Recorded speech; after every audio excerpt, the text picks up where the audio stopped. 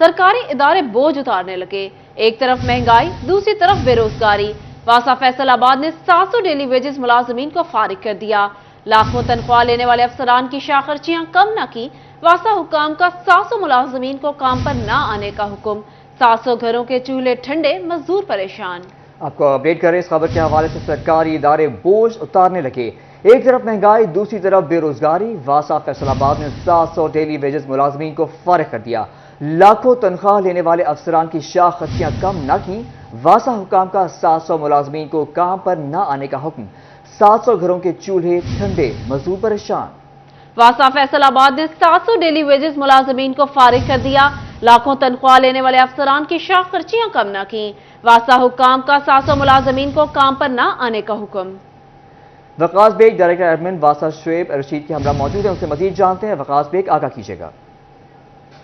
अच्छा, बिल्कुल, एक तरफ महंगाई और बेरोजगारी का शोर है, तो दूसरी जानिब अब सरकारी अदारे भी जो हैं अब वो अफोर्ड नहीं कर पा रहे डेली वेजेस मुलाजमीन को। यही वजह है कि वासा फैसलाबाद की जानिब से 700 से ज़ायद डेली वेजेस मुलाजमीन को जो है एक ही सिग्नेचर के जरिए से ड्यूटियों से फारिग कर दिया गया है। इस हवाले से डायरेक्टर एडमिन वासा हमारे साथ मौजूद हैं, उनसे पूछेंगे। शुएब साहब, ये बताइएगा कि ये तमाम डेली वेजेस वो मुलाजिम हैं जो हर गली हर मोहल्ले में सीवरमैन का काम भी कर रहे थे, बहुत से ऐसे मामला जो रेगुलर मुलाजमीन के ना होने के बाद पेंडिंग थे उनको सर अंजाम देते थे।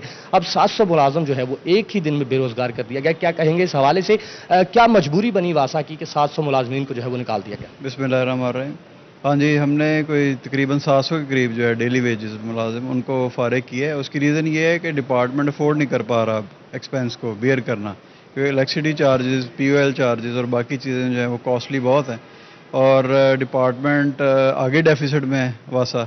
और इतना जो आप कह सकते हैं कि एडिशनल जो था बर्डन वासा में, वो बिल्कुल ही अब नागुज़ीर हो गया था डिपार्टमेंट को चलाना और अखराजात को मीट करना पर मंथ के। तो इसलिए मैनेजमेंट ने डिसाइड किया है कि वो अब हम इनको कंटिन्यू नहीं कर पाएंगे। अच्छा सर, ये बताइएगा कि 700 अफराद जब बेरोजगार होंगे तो बेरोजगारी का एक तूफान जो है वो खासतौर पर फैसलाबाद में आएगा, जिसे इंडस्ट्रियल मजदूरों का शहर कहा जाता था। यही मजदूर बेरोजगार होंगे। क्या मुमकिन है कि इस मसले का कोई आने वाले दिनों में और हल निकल सके? देखिए, फ़िलहाल तो अब हमारे पास तो फाइनेंशियल इतनी कैपेसिटी नहीं है कि इसको हम रन कर सकें।